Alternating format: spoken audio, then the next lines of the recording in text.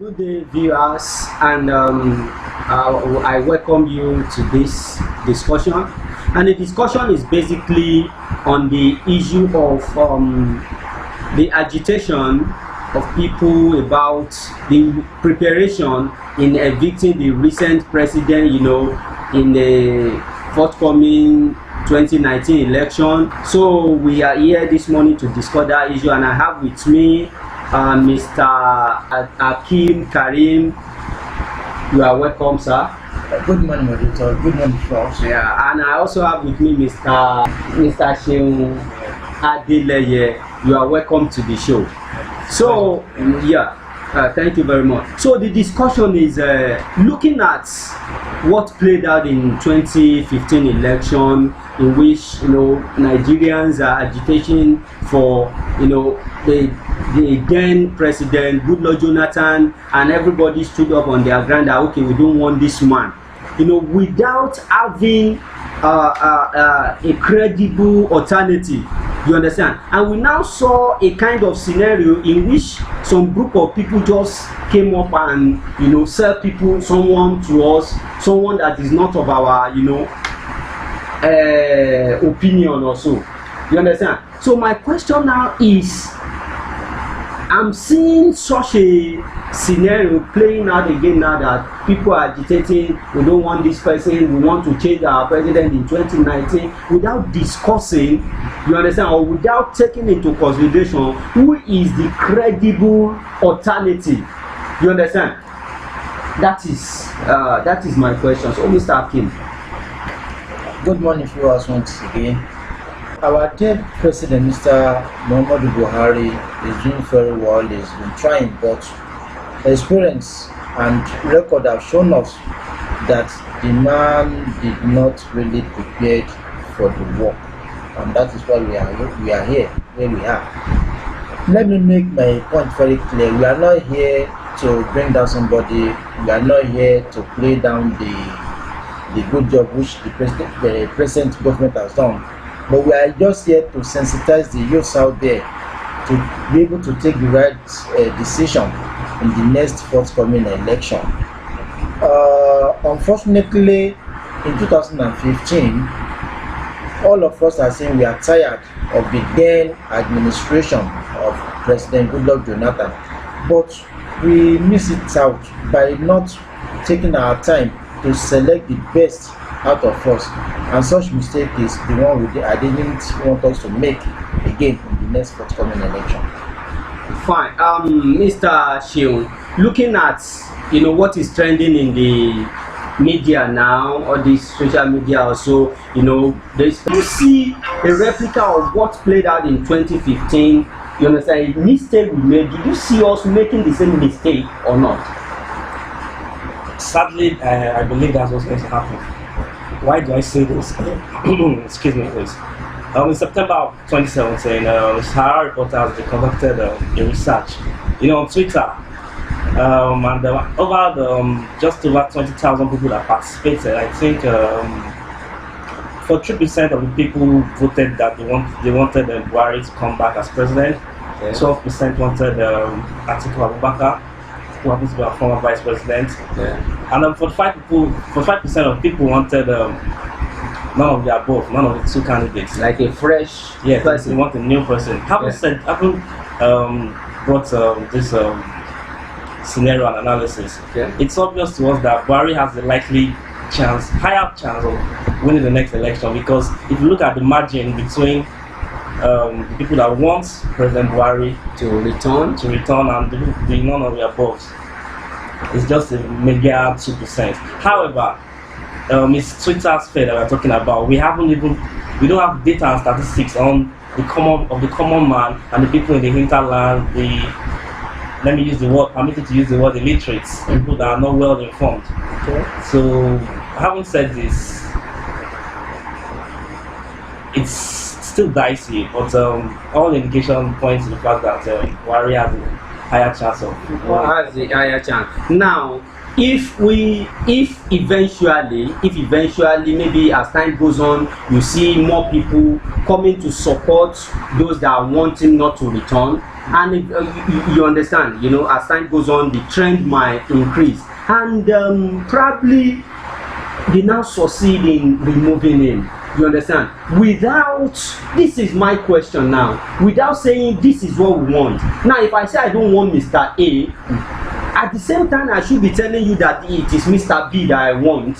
But I'm looking at our youth out there that are crying for unemployment, our youth out there that are saying the economy is too harsh for them, the youth out there that are crying that okay, they are living below $1 per day. You understand? Saying we want to, you know, stand our feet to remove this man in 29, but they are not discussing issue. They should discuss that who is the credible candidate, who is the youth, because we are all clamoring now that we want a youth to rule us. Yeah. Who out there, you understand, who want to bring up, because my fear is this, which is going to play out before, let me say by June, July now, you see this set of people trying to sell someone to us because we don't have someone of our own choice. If I may comment, please. Okay, sir. If I may comment.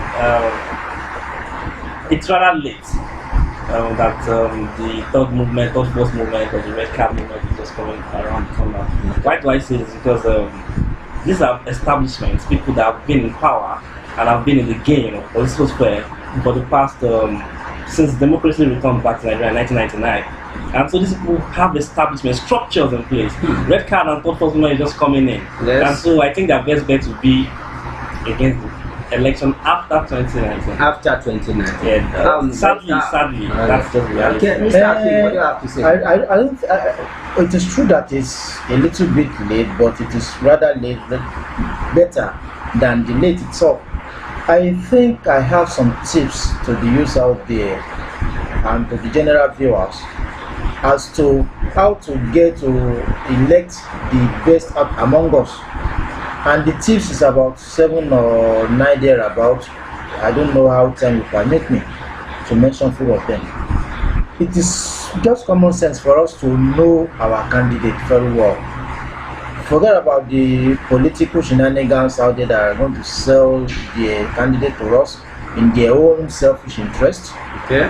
But it is just right for us to know who our candidates are.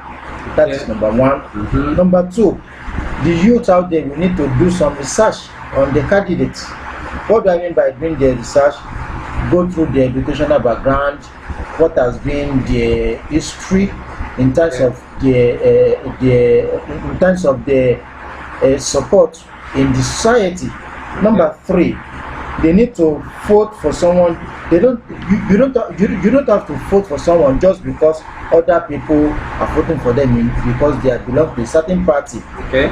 Because they belong to a winning party. The perception that a minority party cannot get to win an election at the end of the day is a wrong perception. Okay. Vote for a candidate based on their quality and what they can bring to the table. Okay. Another tips which I want everybody to look out for, it's not for vote for people based on other people are doing so.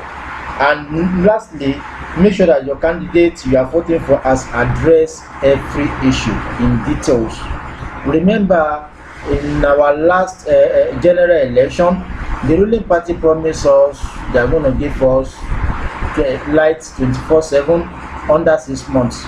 The rest is history now. What are your experience? You are out there. You can answer the question by yourself. What is the margin of naira to dollar today? You can get to answer that by yourself. So let our candidates address every issue at hand in details. Okay. Thank you very much for that tips, Mr. Akeem. Mr.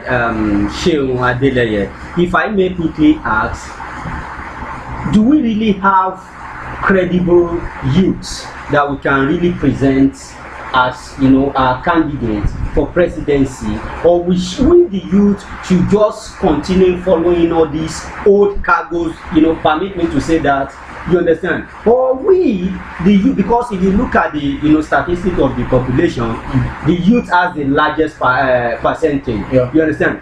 Is it not possible for we the youth to cover ourselves and say we are bringing this person, this is the person we vote for, irrespective of the party that present this person? You understand? Is it possible for us to do such a thing or not? I mean, I've been sounding pessimistic since we started this program, but that's the sad reality that we faced it. Having said that, the youths, we look up to our leaders and the elders, right? Yes. Having said that, we'll see that the elders, the so-called elders that we have today, we should be our guide and our sixth sense, if I would say. Okay. They are the ones that have almost virtually ruined or torn this nation apart. Having said that, so we look up to them and we learn from them. We see what they've done, we see they've succeeded in what they've done, and so we want to replicate it. Yes, everybody cannot be the same. Yes, everybody is not the same stock. Okay. Having said that, it means that we have credible youths among us that can do the job. Okay. But the structure, the platform, the establishment is an issue.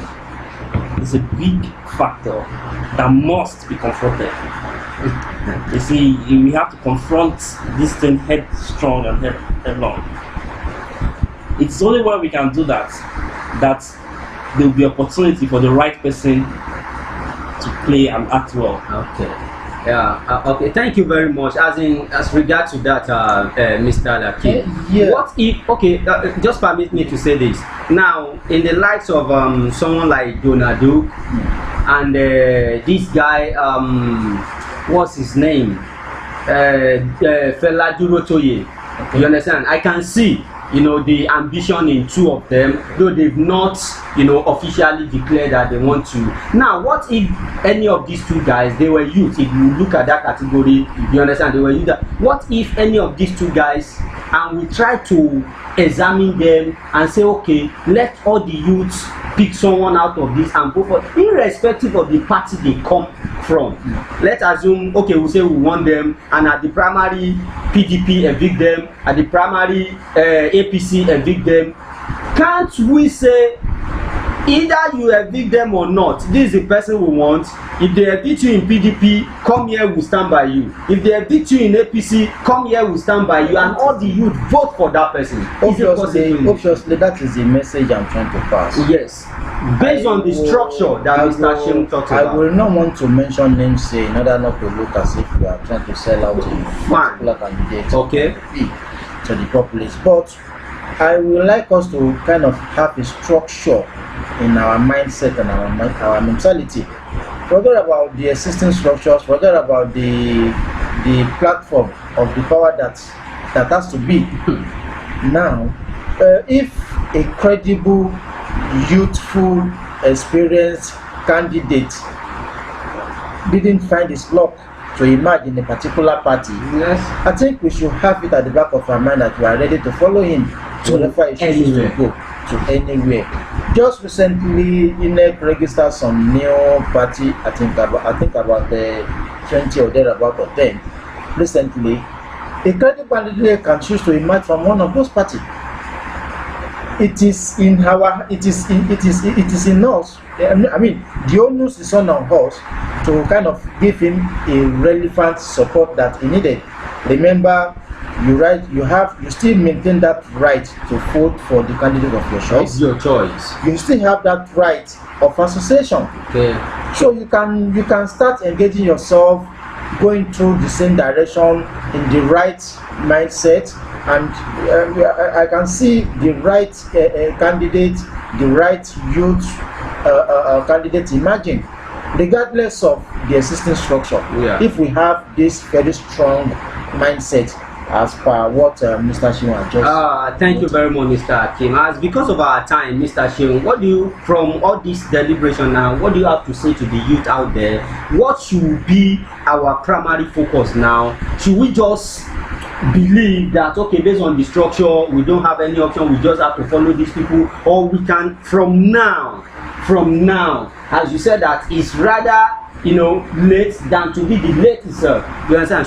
Can we from now start thinking of the way out and say, no, we are tired of following all these people who want to look for somebody and that want to follow and pick that person, or it's not possible?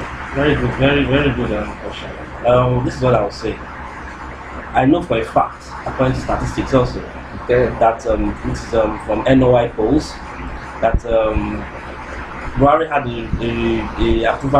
approval rating of 80% in September of 2015 or thereabout. And as at June or May 2016, he had that higher approval rating in 2015. And as at 2016 in June, it was at 39%. So it means that his approval rating has really dropped drastically. So that's a good indicator for us to know that we have some sort of chance, and if I would say luck to vote him out through our ballot. So it's the onus is on us to get our PVC card and to vote wisely. We must vote wisely for whatever candidate that we believe that will serve our best interests at heart.